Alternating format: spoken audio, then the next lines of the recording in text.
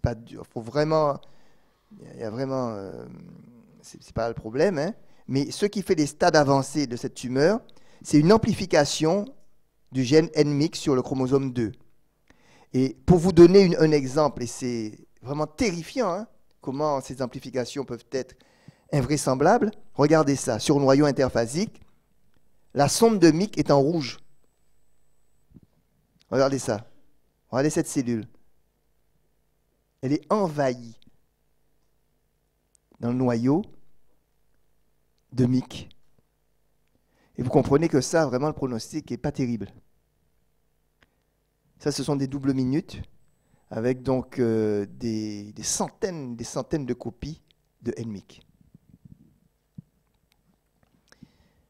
Dans les tumeurs, alors les gènes suppresseurs de tumeurs, comme je vous ai dit, c'est une mutation qui est dans la lignée germinale, et puis il faut une mutation somatique dans l'autre allèle.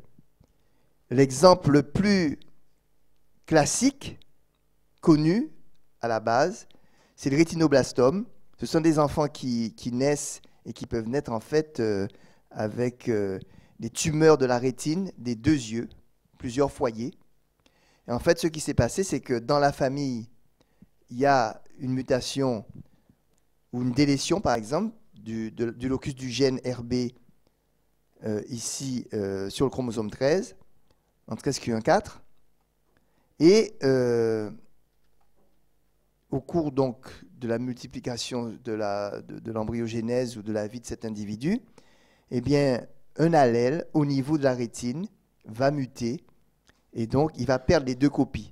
Et là, vous allez avoir une prolifération. Et pourquoi? Parce que, rappelez-vous, RB, je ne sais pas, là, ça déconne, enfin, peu importe. RB, c'est ça. Si vous n'avez pas de RB, ça veut dire que E2F n'est pas titré. Donc, le E2F est actif, et évidemment, la cellule passe régulièrement en phase S. OK? Donc, vous avez donc là, donc vous avez à peu près une panoplie. Et j'espère que vous avez compris en quoi le cancer est vraiment une maladie qui est génétique, somatique, clonale, acquise, avec des anomalies qui sont récurrentes, mais qui peuvent évidemment donner elles-mêmes, après l'anomalie récurrente, l'anomalie primitive, ça peut totalement déréguler le génome. Puisque petit à petit, la cellule va s'emballer et différents checkpoints vont être totalement brisés. Et là, par exemple, vous voyez, vous avez dans le rétinoblastome, au départ, vous avez simplement une mutation de RB, puis après, vous allez avoir plein de points de contrôle qui vont être dérangés avec des anomalies complexes. La cellule devient vraiment totalement monstrueuse. Donc, dernière chose, vous pouvez effectivement quand même avoir des cancers venant des virus. L'un des cancers connus chez les femmes, c'est le cancer du col de l'utérus, que l'on peut prévenir évidemment, et j'espère que vous faites vos examens et que vous allez en faire régulièrement des frottis donc, du col de l'utérus. Mais vous voyez, ça peut venir du papillomavirus, et ça peut être une maladie génétiquement sexuellement transmise, qui peut donc, parce que le papillomavirus va être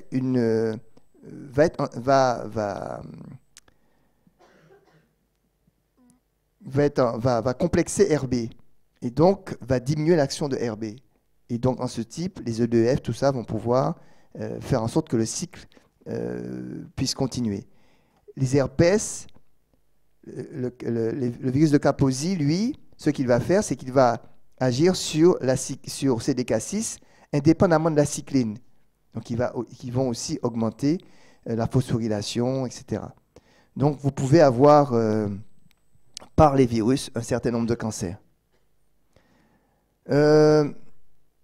Pour finir, je crois qu'on a fini. Juste pour vous rappeler effectivement que le cancer est quelque chose de plusieurs étapes. Au départ, vous avez une cellule qui acquiert un petit avantage prolifératif. Et puis ensuite, c'est une accumulation d'anomalies pour plusieurs raisons, des facteurs RTN, des facteurs externes, génétiques, épigénétiques, peu importe, comment, à quel moment, on ne sait pas trop, mais enfin ça arrive. Il y a peut-être des fenêtres de vulnérabilité, peut-être des baisses de l'immunité qui peuvent survenir à des moments. Et puis, donc, ça va augmenter donc, la multiplication. Ensuite, il y aura une augmentation de l'angiogénèse par d'autres phénomènes induits par la tumeur. Puis là, vraiment, après, vous avez la tumeur vraiment constituée, qui est une cellule vraiment monstrueuse, surtout les tumeurs solides,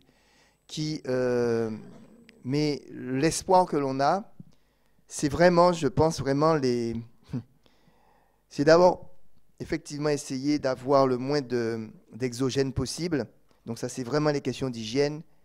On connaît, hein, cigarette. Je sais que lorsqu'on dit à quelqu'un arrête de fumer, ça ne veut rien dire. C'est l'alcool, bien évidemment. L'alimentation. L'alimentation, c'est catastrophique pour le cancer du côlon. Mais il y a un âge, vous n'y êtes pas encore, mais il faudra penser effectivement à faire les surveillances, puisque on sait, puisque comme je vous l'ai dit, que c'est une maladie qui est longue, en fait, le cancer. Pour s'installer, ça part d'une seule cellule. On est capable, pour certains cancers, de faire de la prévention et de les pister assez tôt. Donc, on a fini avec 4 minutes de retard. Et je crois qu'on reprend à 11 heures, c'est ça? Pour faire un peu une révision des différents cours.